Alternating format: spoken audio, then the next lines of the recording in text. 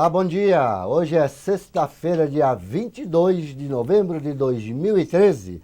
Começa agora mais uma edição do Cresce Esclarece.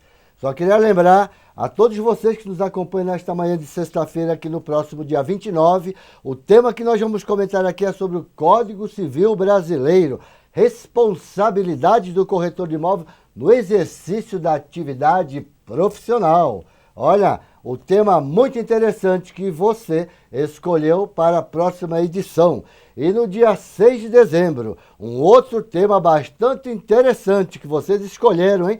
Inventário, trâmite, encerramento e averbação no CRI. CRI é Cartório de Registro de Imóveis. E no dia 13 de dezembro, já próximo ao Natal, já estamos chegando no Natal, né? O tema será corretagem.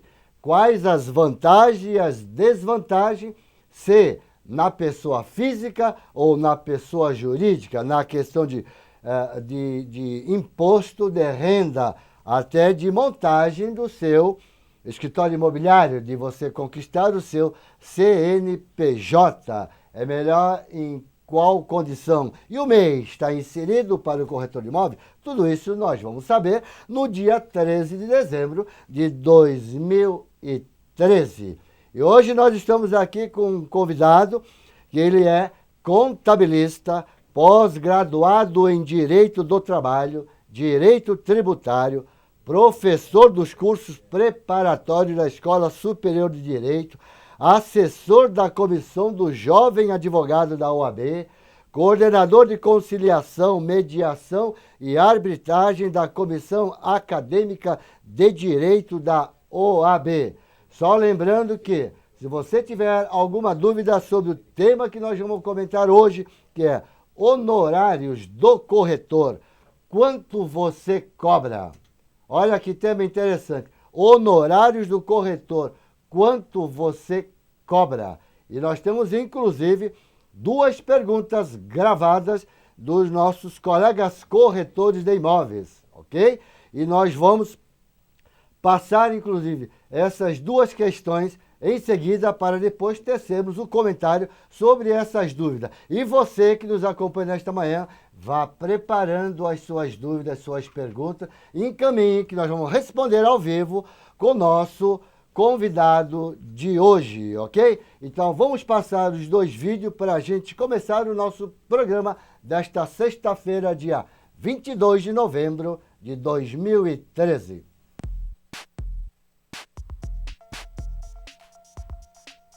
Gostaria de saber sobre os honorários do corretor, se existe algum projeto de lei ou alguma lei que pode beneficiar em questão dos impostos em cima do que se ganha.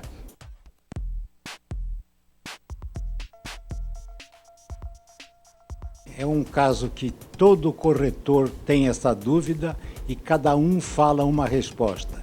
Qual seria a melhor divisão dos honorários recebidos numa comissão entre a própria imobiliária, o chefe da equipe, o corretor e as demais despesas?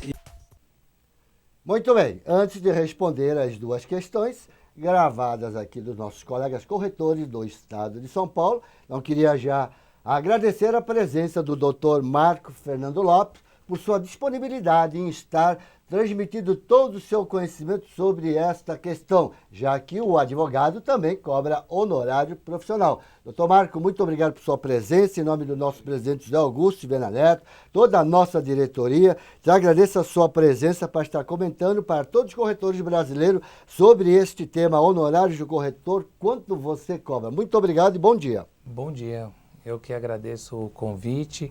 É uma honra estar aqui nesta casa, convite do presidente Viana, que tem feito um trabalho profícuo aqui junto a esse Conselho Regional.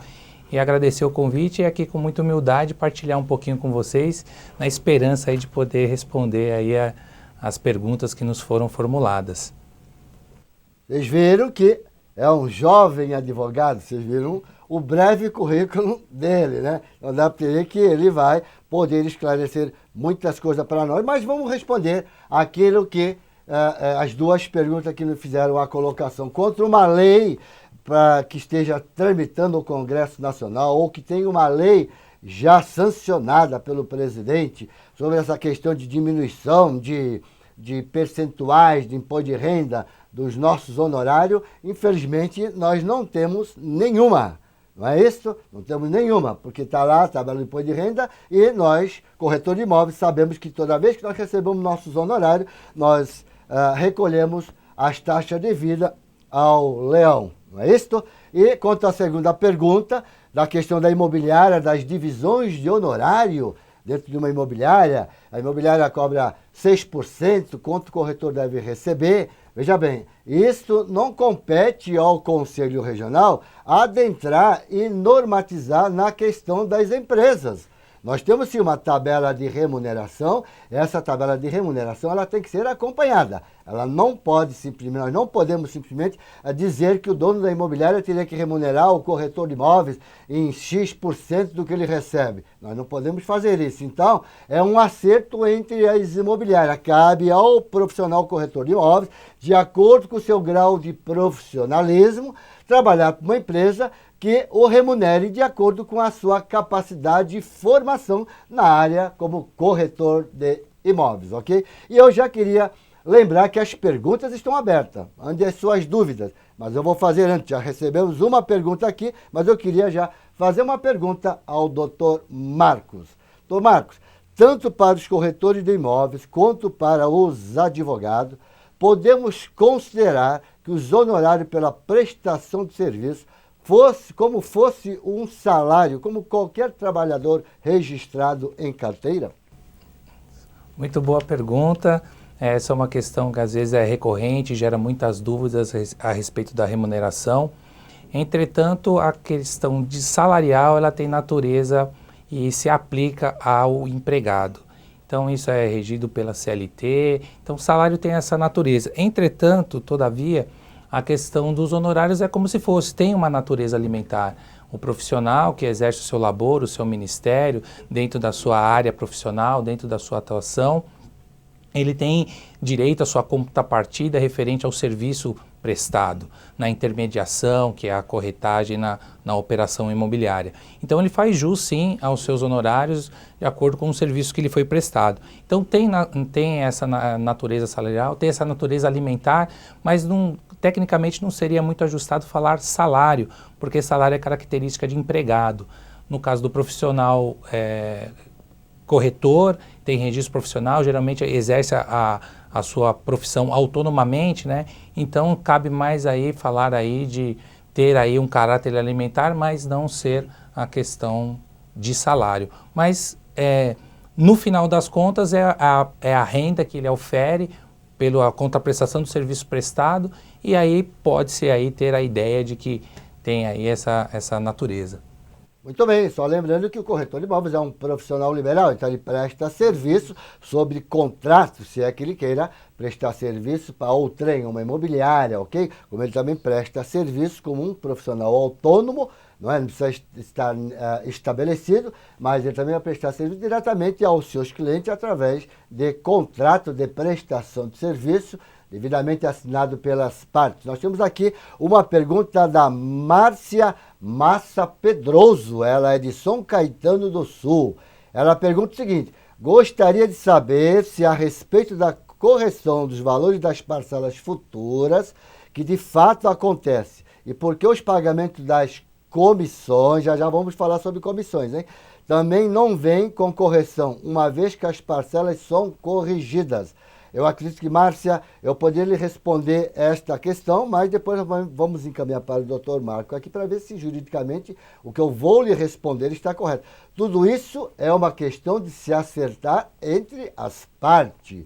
Então, você vai fazer uma prestação de serviço, seja para imobiliária, você tem que ter um contrato. E como é que vocês colocaram nesse contrato? Eu vou receber X% sobre o auferido pela imobiliária. Se a imobiliária parcelar e houver correção, vou receber também com a correção. Ou se estiver vendendo para uma construtora, a construtora vai pagar a imobiliária devidamente corrigida. E nesse seu contrato com a imobiliária está lá inserido se você também vai receber. Será que eu estou correto, doutor? Por favor.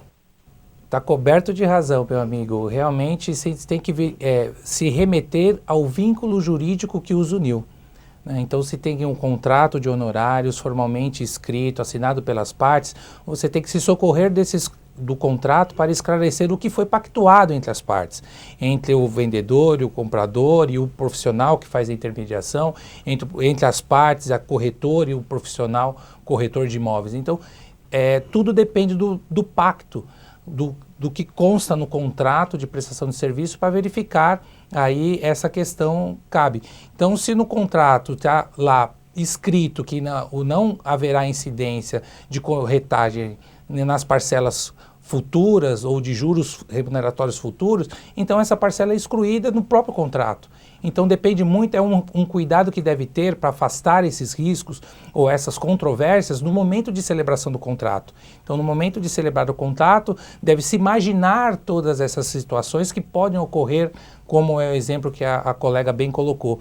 Então, tendo um contrato bem redigido, esclarecendo tais fatos, contribui sobremaneira para afastar a controvérsia. Então, como o colega falou, se socorre do documento que uniu o vínculo jurídico entre as partes. Só lembrando que é de suma importância, você que é proprietário de uma imobiliária, ao contratar o seu colega corretor que vai lhe prestar serviço, faça sempre através de contrato escrito. No contrato você vai colocar toda a regra, porque você lembre-se que o corretor de imóveis é um prestador de serviço, não tem vínculo empregatício. Mas nós também sabemos que na área trabalhista, a pessoa, se ela cumprir o horário, ela já vai estar ali meio amarrada na questão trabalhista. Precisa tomar esse cuidado, porque de fato nós somos prestador de serviço, somos profissional liberal e até autônomo, mas tem que ser feito tudo com base em contrato. E você, profissional liberal autônomo, o seu cliente lhe pede para vender algum imóvel, faça sempre também por escrito. E a Márcia, como falou na questão de comissão, eu queria fazer uma pergunta ao Dr. Marco. Na corretagem, Dr. Marco, se fala em comissão, também se fala em honorários profissionais. Juridicamente falando, qual é a interpretação em juízo sobre comissão e honorário numa disputa judicial? O que seria mais relevante para o corretor? Não é? Para o corretor, que o advogado do corretor vai entrar com uma ação de cobrança, ele coloca comissão ou honorários profissionais. Qual a diferença que existe, doutor Marco? Então, o que a jurisprudência dominante nos tribunais e a juridicamente mais ajustado é a comissão de corretagem. Então, você vai pesquisar julgado em qualquer tribunal de São Paulo ou qualquer outro estado, é o que mais se localiza, é o que mais se encontra. Então, geralmente são comissão de corretagem. Esse é o termo mais apropriado. É claro que isso porque tem um percentual que geralmente é aplicado sobre o valor do negócio jurídico, que é pactuado no contrato escrito. Então, geralmente, o que é mais comumente aceito nos tribunais é a expressão comissão de corretagem. Muito bem, nós temos aqui uma pergunta do Luiz Augusto de Bauru. É permitido ao corretor fazer documentação imobiliária para efeito de financiamento habitacional e cobrar por este serviço? Luiz Augusto, obrigado por sua colocação. Bom dia para você, bom dia para a Vânia, bom dia para a Márcia, que está nos acompanhando e mandando pergunta. Espero a sua pergunta também, que ainda não fez a sua pergunta. Então, Luiz, se você é um profissional, um corretor de imóveis, está no nosso leque de serviço a questão de você prestar esse tipo de assessoria e você pode sim cobrar por este serviço.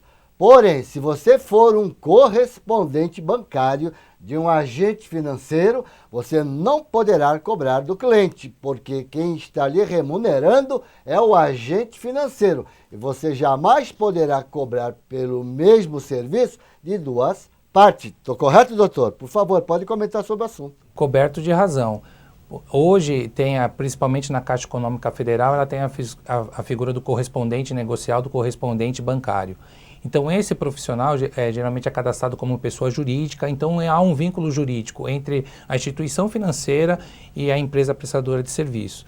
Então quem vai remunerar esse contrato, como bem foi colocado pelo colega, é a própria instituição financeira. Então não é ajustado sob pena de bis in idem, cobrar 2 vezes sobre o mesmo serviço. Então quem vai remunerar é de acordo com a tabela da instituição financeira, por conta desse serviço que é qual que é o escopo do serviço? O financiamento. O proponente quer o financiamento, porque eu tenho parte recurso próprio, parte recurso da instituição financeira. Então, essa é uma natureza do serviço, que não se confunde com a intermediação imobiliária, que são 2 negócios jurídicos distintos. Agora, tem que ver o que o colega vai prestar. Se não é a intermediação que foi feita por um outro profissional, um outro colega de classe, ao senhor cabe somente a parte do financiamento, então você não pode cobrar do cliente, porque você vai ser remunerado pela instituição financeira. Muito bem, vamos aqui à pergunta da Vânia Maria. Ela não disse, ela é de Santo André. Deve ser de Santo André, porque a pergunta dela diz assim: uma construtora em Santo André tratou um valor. Fizemos a venda e depois me deu 50% dos honorários ou da comissão da corretagem. Do valor justificando que era por conta de um outro corretor ter pleiteado um 50. 50 seria uma parceria, uma divisão. Né? No nosso jargão entre corretor é 50 que a gente chama, né? Mas no a parceria. Fiz a venda sem participar ou ter qualquer contato de acordo. Regra de plantão. Isso é correto? Olha aí, Márcia. Vem justamente calhar naquilo que nós já respondemos. Contrato de prestação de serviço. Você tem que ter esse contrato de prestação de serviço. Não interessa se você está num plantão. Você tem que sim, a imobiliária tem que ter um contrato com você, você tem que exigir esse contrato. Qual é? Você vai prestar o serviço e como é que eu vou ganhar? Quais vai ser as condições?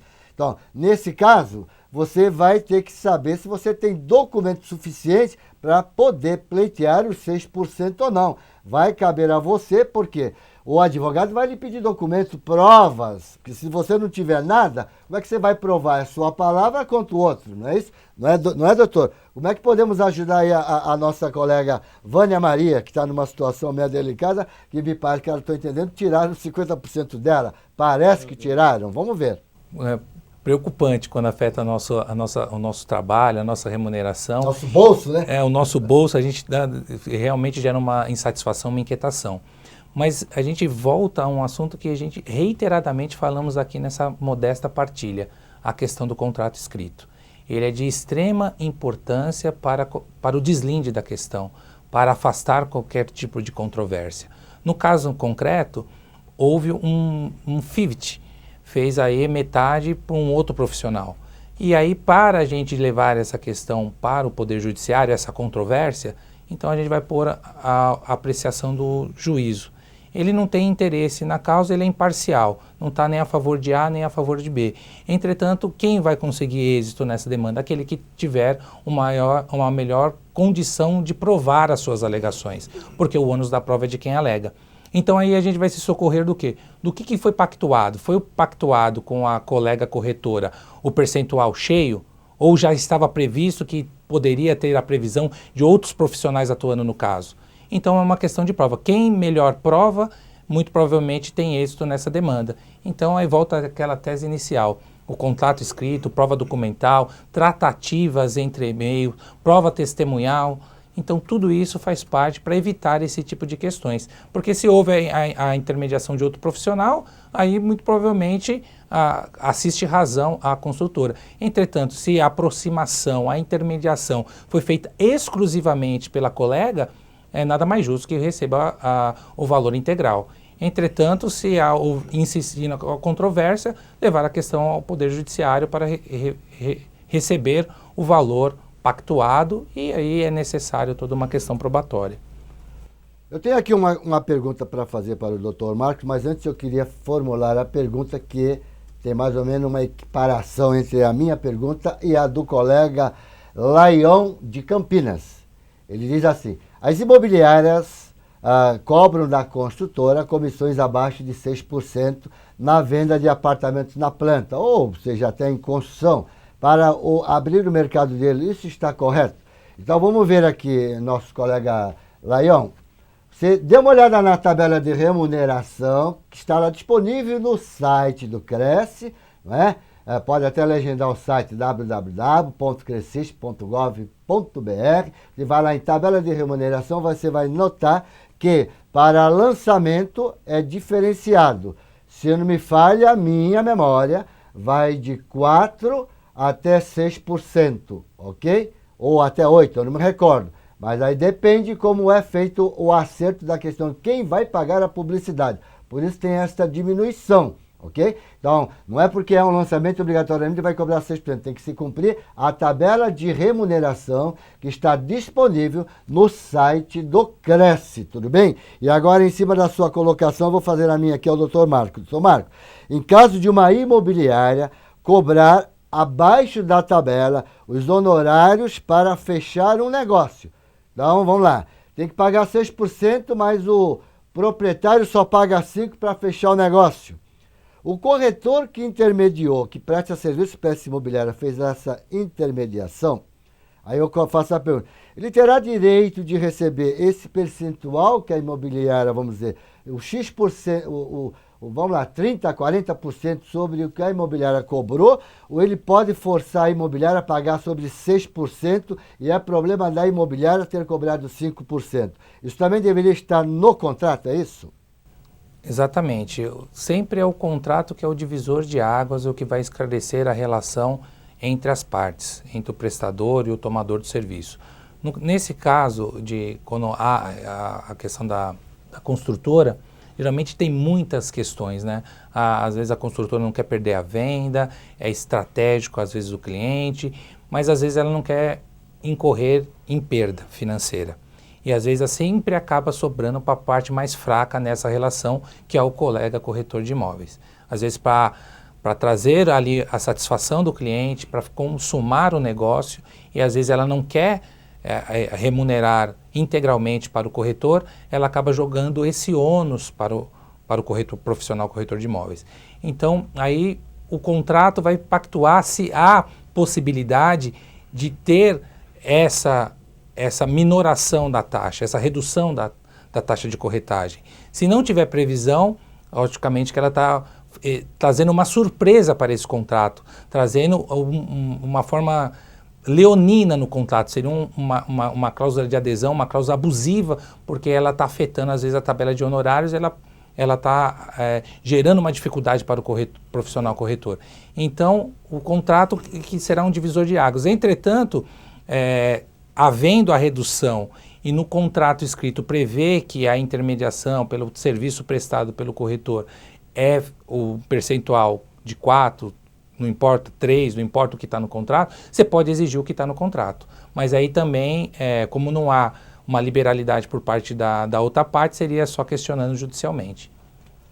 Olha, nós estamos recebendo muitas perguntas aqui. Eu estou vendo que esse tema que você, colega, escolheu é de suma importância para o esclarecimento dos corretores de imóveis brasileiros. Então, eu queria fazer já uma colocação aqui. Eu tenho também várias perguntas para fazer ao Dr. Marcos.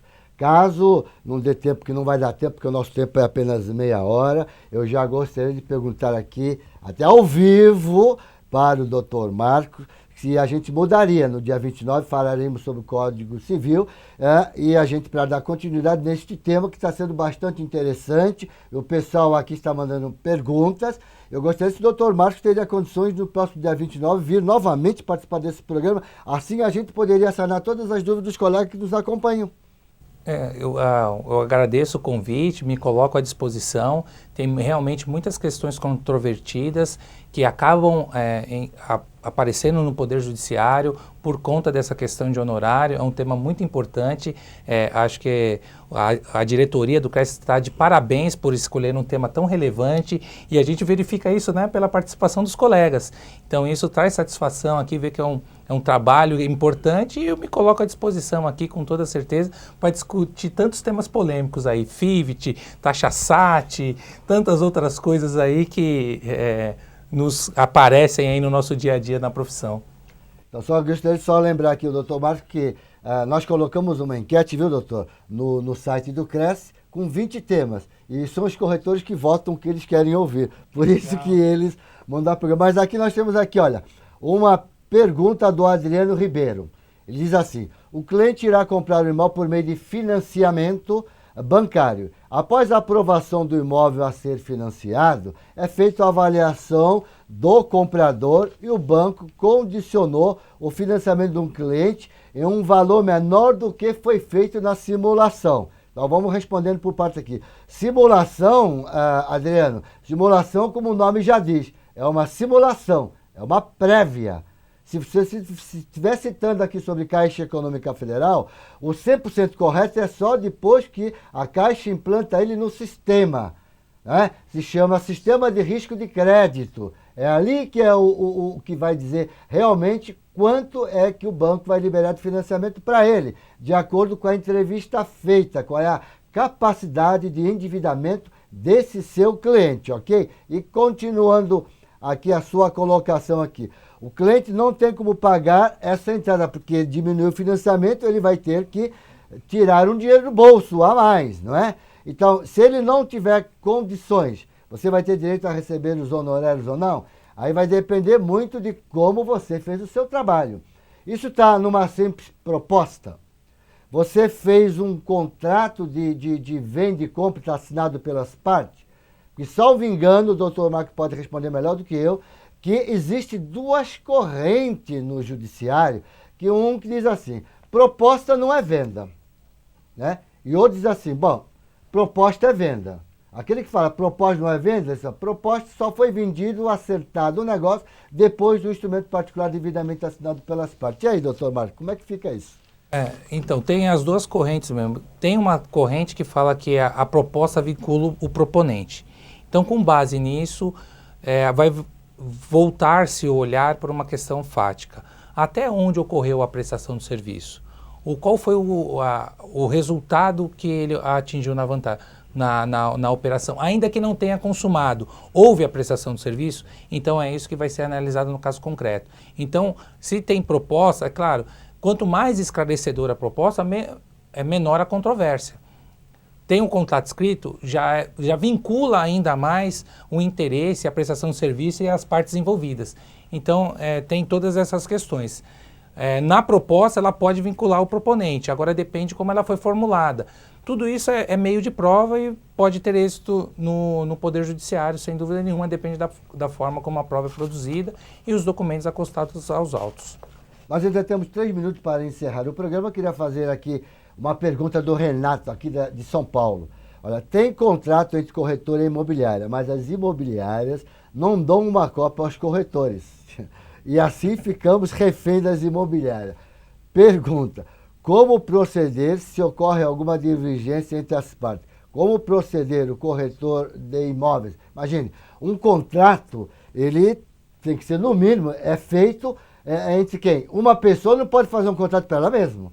Então, para se nascer um contrato, tem que ter, no mínimo, 2 partes, tá certo? E ela tem que ser feita em 2 vias. Uma via do contratante e uma via do contratado. Agora, se elas não dão, mas você tem que exigir, você assinou, como é que você... Você é parte, esse é um direito seu. Você vai assinar em 2 vias, né, doutor Marco? Orienta aqui, então, o nosso colega Renato, aqui de São Paulo. Exatamente. O contrato, existe a bilateralidade. No contrato, há interesses opostos. Um quer vender, outro quer comprar. Aí tem terceiros interessados ou intervenientes anuentes ou as partes que vão contribuir para a consumação do negócio, que é o profissional corretor de imóveis. Então, esse contrato, é claro que ele tem que ter mais de uma via. No mínimo 2 vias para uma da cada parte, o contratante e o contratado. E é claro que se você é signatário, você é parte desse contrato, se esse contrato faz referência ao seu serviço, tem vinculado que a intermediação cabe à imobiliária X, ao corretor Y, então é claro que você é parte no contrato. Então você tem interesse, porque você tem direitos e obrigações recíprocas nesse contrato. Então você tem um compromisso de prestar, você que prestou a aproximação, a intermediação, então você é parte no contrato. Então você tem que exigir a apresentação, uma cópia desse documento. Então, ou até mesmo, se caso não apresenta, por uma ação de exibição de documentos, ou você vincular isso, se você é parte, muito provavelmente você recebeu via e-mail, você viu esse contato, então você tira uma cópia. Então, de tudo que você participou, vai guardando no seu acervo, que numa hora pode ser muito útil, principalmente se você precisar do Poder Judiciário. Bom, eu já queria antecipadamente agradecer todos os nossos colegas que nos acompanham nesta manhã de sexta-feira, dia 22 de novembro de 2013. Nossos colegas de Araraquara, Atibaia, Barueri, Batatais, Bauru, Bertioga, Bragança Paulista, Caçapava. Ontem eu estive em Pindamonhangaba e tinha colega lá de Caçapava, eu fui lá ministrar lá o curso do Casa Paulista, né? Campinas, Capão da Canoa, no Rio Grande do Sul. Um abraço forte de todos os colegas paulistas aqui, aos colegas do Rio Grande do Sul. E Cosmópolis, Cotia, Curitiba do Paraná, um forte abraço. Embu, Franca, Guarulhos, Hortolândia, Indaiatuba, Itapecerica da Serra, Itapevi, Itu, Jacareí, Jaú, Jundiaí, Limeira, Mauá, Ourinhos, Pindamonhangaba. Um abraço forte a todos vocês que me receberam aí na Câmara Municipal maravilhosamente bem. Um forte abraço para vocês.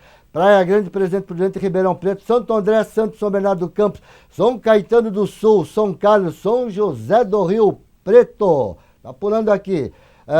São Paulo, muitos colegas. São Sebastião, São José dos Campos, São Vicente, Sorocaba, Sumaré, Taubaté, Votorantim. Lembrando que na próxima semana, dia 29, nós estaremos novamente tecendo comentários sobre este tema que acabou dando grande ibope. E você pode ir preparando as suas perguntas e nos encaminha que nós vamos responder na próxima edição do dia 29. Eu queria fazer aqui uma colocação que vocês vão gostar. Olha lá, Tom Marcos. Inserir na escritura o nome do corretor de imóveis e a remuneração recebida seria de grande valia para o Conselho de Fiscalização. Seria de grande valia para o Conselho de Fiscalização, também para a Receita Federal, tá certo? Então, eu faço esta pergunta, mas eu vou fazer o seguinte, doutor Marco. O senhor vai responder na próxima edição. Vamos deixar isso sobre este assunto, esse suspense, ok?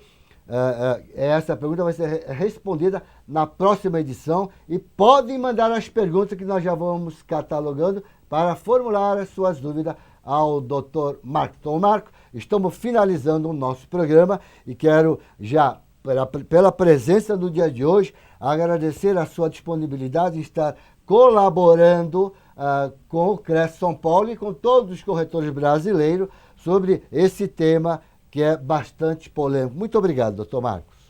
Eu que agradeço, a gente se coloca sempre à disposição aqui para servi-los. É um prazer estar nessa casa, falando aqui com muita humildade para cada um de vocês. E espero que essa audiência, esse ibope se repita no próximo encontro, que a gente possa responder todas as questões aqui que foram formuladas. Às vezes o tempo é exíguo, a gente tem que falar com um pouco de brevidade, não da forma que às vezes o colega espera. Mas o CRES está aqui de portas abertas para acolher cada um de vocês. Conte com a gente que a recíproca é verdadeira. Muito obrigado, doutor Marcos. Então, você, colega, tenha uma boa sexta-feira, um bom final de semana se você for trabalhar, bons faturamento. Eu espero você na próxima sexta-feira. Tchau.